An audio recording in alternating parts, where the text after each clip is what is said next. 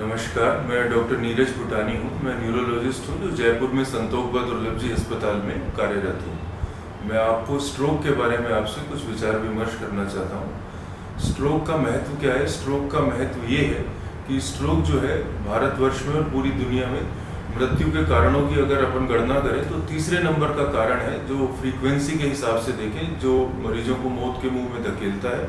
और इसके साथ साथ ये अपंगता या लकवे का एक प्रमुख कारण है। अब स्ट्रोक होता क्या है?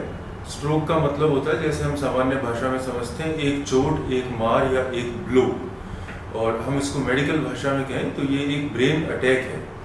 ब्रेन अटैक का अर्थ है कि जैसे हार्ट अटैक के समय हार्ट की कोई नस रुक जाती है और हार्ट को नुकसान पहुंचता है, उसी प्रकार ब्रेन अटैक में ब्रेन की कोई नस या तो रुक सकती है या नस फट सकती है, इसलिए ब्रेन को नुकसान पहुंचता है। चूंकि ये नुकसान अचानक पहुंचता है, एक झटके जैसे रूप में पहुंचता है, इसलिए हम इसको स्ट्रोक के नाम से जानते हैं। अब स्ट्रोक का जो आप ये पूछना चाहेंगे कि स्ट्रोक के लक्षण क्या होते हैं, ये स्ट्रोक को कैसे पहचानें, क्योंकि आम व्यक्ति ये समझता है कि ये एक मेडिकल कंडीशन है, तो वो समझ नहीं पाएगा कि स्ट्रोक होता क्या है या इस मरीज को स्ट्रोक के लक्षण आ रहे हैं। तो स्ट्रोक के लक्षण पहचानना इतना मुश्किल नहीं है।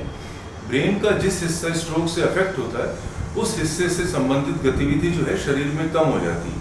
तो स्ट्रोक के सामान्य लक्षण है, या तो आपका हाथ कमजोर पड़ सकता है, पाँव कमजोर पड़ सकता है, जबान लड़खड़ा सकती है, आपके सोचने समझने की क्षमता पर फर्क पड़ सकता है, आपकी आँख की नज़र कम हो सकती है, आपका शरीर लड़खड़ा सकता है, उसका संतुलन कम हो सकता है। तो ये सब स्ट्रोक के प्रमुख कारण हैं। अब आप ये जानना चाहेंगे कि स्ट्रोक आने पर क्या करना चाहिए। सबसे महत्वपूर्ण ये है कि स्ट्रोक आते ही मरीज को किसी ऐसे नज़दीकी अस्पताल में ले जाएं जहां सीटी स्कैन की सुविधा हो। सीटी स्कैन इसलिए महत्वपूर्ण है कि इसके द्वारा ये पता चल जाता है कि नस रुकी है या नस फटी है। और अगर नस रुकी हुई है और आप तुरंत ही मरीज को ले गए तो उसको इंजेक्शन के द्वारा या एंजियोप्लास्टी के द्वारा उस नस को खोला जा सकता है। उससे जो है लकवा तुरंत ठीक हो सकता है। अगर हम लेट करते हैं, ऐसा करने में 6 घंटे से ज़्यादा लेट करते हैं, 1 दिन लगा देते हैं, 2 दिन लगा देते हैं, तो लकवा काफ़ी कुछ पक्का हो जाता है, फिर वो अपने आप बहुत धीरे धीरे ठीक होता है और उतने अच्छे से ठीक नहीं होता। तो आप ये जानना चाहेंगे कि स्ट्रोक आने पर क्या ना करें।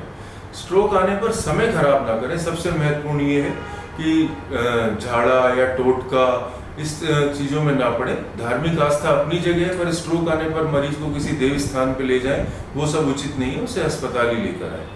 अब स्ट्रोक के बारे में ये भी लोग जानना चाहते हैं कि उन्हें स्ट्रोक ना हो तो उससे वो बचाव कैसे करें। तो इसके स्ट्रोक के बचाव के कुछ कारक होते हैं जिनको हम रिस्क फैक्टर कहते हैं। उन कारकों को अगर हम कम करेंगे तो स्ट्रोक आने का चांस कम हो जाएगा। इसमें होता है हेल्दी लाइफस्टाइल का अपनाना, एक्सरसाइज नियमित करना, अगर आपको ब्लड प्रेशर है उसको नियंत्रण में रखें, अपना कोलेस्ट्रॉल नियंत्रण में रखें, अपना अगर शुगर है तो उसका लेवल नियंत्रण में हो, एल्कोहल और तंबाकू से परहेज हो। तो इन सब चीज़ों से हम स्ट्रोक से बच सकते हैं। अब आप ये भी जानना चाहेंगे कि स्ट्रोक के भारतीय परिप्रेक्ष्य में कुछ अलग महत्व है क्या, या भारतीय परिप्रेक्ष्य में क्या स्ट्रोक अलग होता है पाश्चात्य देशों के मुकाबले। तो अलग तो नहीं होता है, पर भारतीय परिप्रेक्ष्य में स्ट्रोक बहुत कम आयु में होता है। और भारत हम जानते हैं कि विकासशील देश है, तो आर्थिक संसाधन यहाँ कम है। तो एक युवा वर्ग जब स्ट्रोक की चपेट में आता है तो पूरे परिवार की आर्थिक क्षमता पे फर्क पड़ता है, समाज पे फर्क पड़ता है, देश की उत्पादकता में उस युवा का योगदान कम हो जाता है। इसलिए हमारे यहाँ स्ट्रोक का बचाव और उसका तुरंत उपचार जो है वो अत्यंत ही आवश्यक है। धन्यवाद।